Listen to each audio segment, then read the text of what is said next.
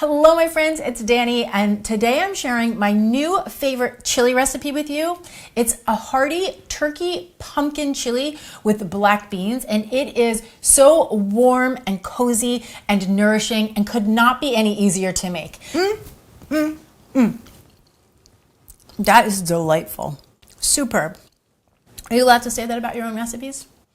Yes, you are. Now, technically, this is not a brand new recipe, but I recently rediscovered it and I cannot stop making it because it is so perfect for this time of the year. Plus, it's a really fun way to use canned pumpkin. And if you've been watching our channel for a while, you know that it's a Spees family tradition to make chili on Halloween. So this is what's going to be on my Halloween menu this year. Now, because this recipe comes together so quickly, I like to prep all of the vegetables before I get over to the stove. So I'm going to need one chopped onion,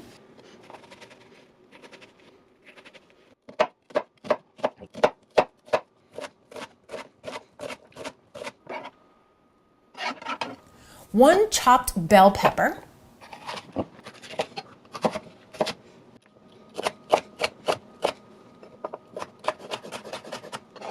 two carrots that I've peeled and then chopped into little bite-sized pieces,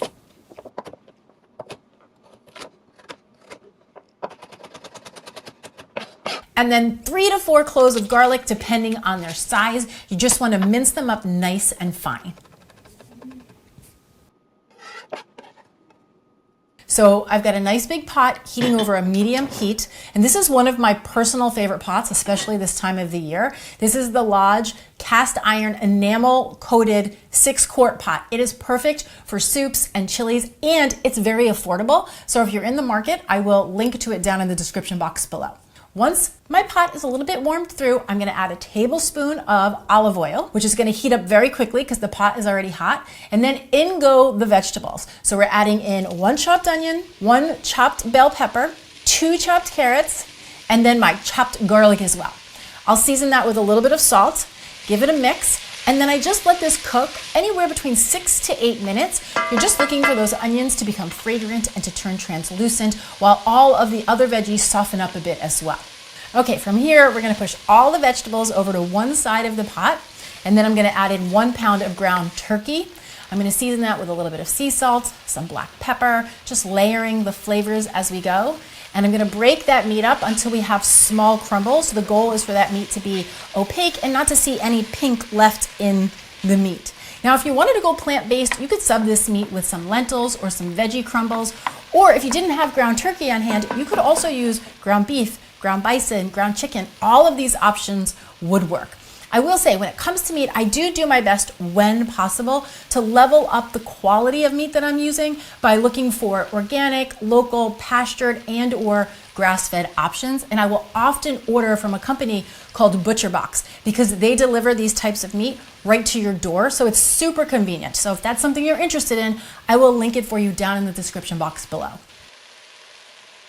Okay, so the turkey is looking good. I've got it all mixed up with the vegetables. There's no more pink. So now we are ready to add our warming spices. So I have a tablespoon of chili powder, 1 teaspoon of smoky warm ground cumin, and then I have 1/8 of a teaspoon of cinnamon, which I know is a little bit unexpected, but it really adds this nice little underlying hug in a bowl kind of flavor. So just trust me on this one. And when it comes to the colder weather, warming spices like the ones we're using here today is a great way to create comfort food that is also very satisfying and nourishing.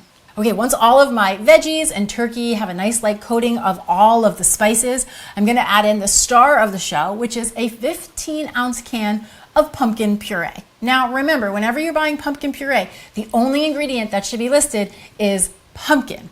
And you're gonna see that this is gonna give the chili a really great flavor and a really great body. It adds great texture to the chili.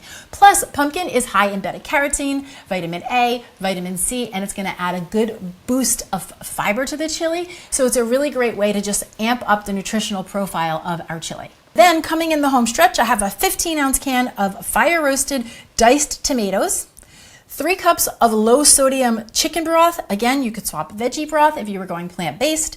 and 1 can of black beans, which I have drained and rinsed under some cold water, just to rinse off any of the excess sodium. So we'll get everything into the pot. I'm gonna give this one last stir, then I'm gonna turn my heat up, get a nice light boil, and then I'm gonna reduce it down to a simmer and pop a lid on, partially covered, and let this go for about 20 minutes. That's all it takes. And you're gonna see that all of these flavors are gonna come together and the chili is gonna thicken up just a bit. Now, if it was Halloween, I would leave the chili in the pot on the stove and create a nice big toppings bar so everybody can pick and choose what they want to put on top of their chili, which is what I recommend you do. Pick your favorites. What I'm gonna go with today is a dollop of Greek yogurt and then a sprinkle of pumpkin seeds just to match the theme. Delicious. That is delightful. Another topping that would be delicious on this chili is homemade guacamole. So if you want to learn how to make that recipe as well, I will meet you in this video right over here. Cheers!